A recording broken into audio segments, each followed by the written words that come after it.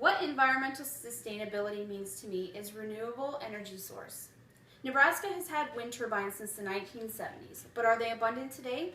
Is state or government helping to pursue more wind turbines than our traditional power plants? These are some of the questions I will answer, along with some pros and cons for wind turbines. Will they help lessen our carbon footprint on the environment? In 2014, Nebraska produced 52% of its energy use from coal, 30% from nuclear, and 6.5% from wind. So we do have some wind energy being produced as of today, but it is very minimal. We have the perfect setting. We have the flatlands, the prairie winds, which can gust from 50 to 60 miles an hour, and we are a publicly owned power source. So that can be a good thing for us because we pay less for energy, but it can be a bad thing because they don't want to pay for wind turbines because they are costly.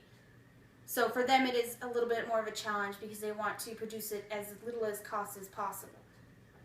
In 2003, legislature passed Bill number 65, which said that power plants could produce small wind farms without permission to see how they ran, what they produced.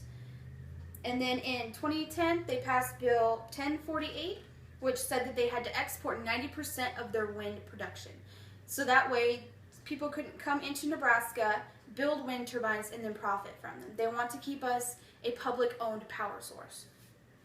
The National Renewable Energy Lab stated that we have the potential to produce 3.2 million gigawatts of energy. That is more than 100 times the entire state's need for energy.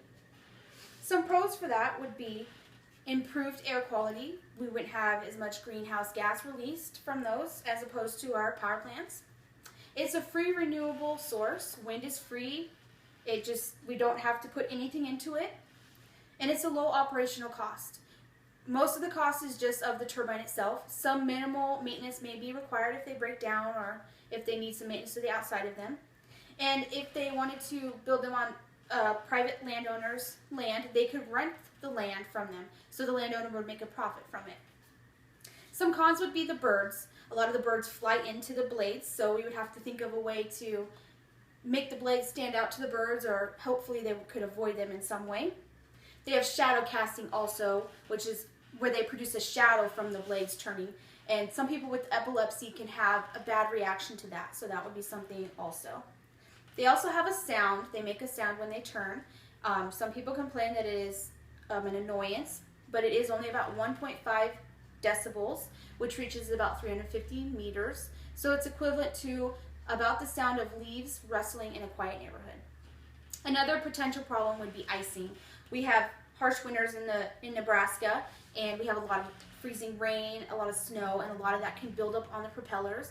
And as the propeller goes around, it can fling the ice into neighborhoods and surrounding areas. So that would be another downfall. But the good thing is a lot of those are operated from computers, so whoever's running the computers can watch the weather to see what the weather is going to be like, if they're going to turn them on or not.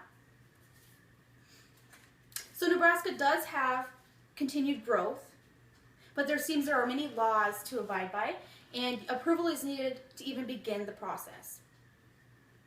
We need to find ways to help legislature move toward building more and incorporating them into our public-owned power plants to keep Nebraska publicly owned.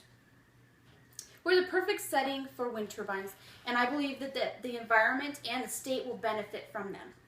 We can lessen the amount of air emissions and also reduce the amount of fossil fuels we use. Wind turbines are the perfect renewable energy source to keep Nebraska sustainable.